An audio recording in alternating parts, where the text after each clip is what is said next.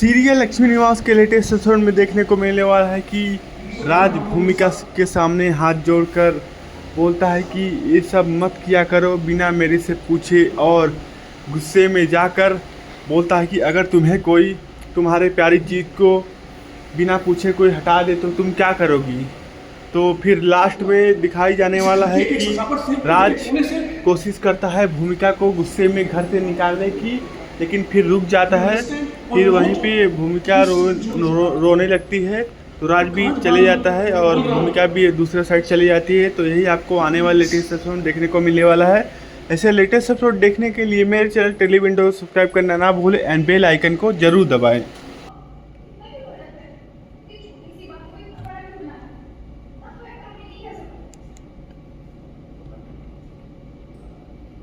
तुम्हारा दोस्त यहाँ आ गया, तुम्हारा हाथ पकड़ के तुम लेके जाए,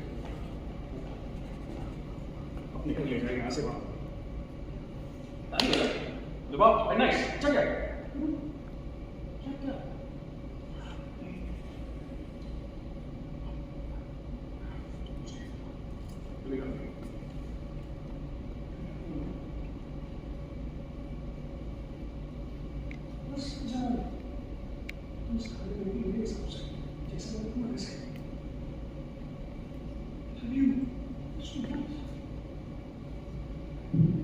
You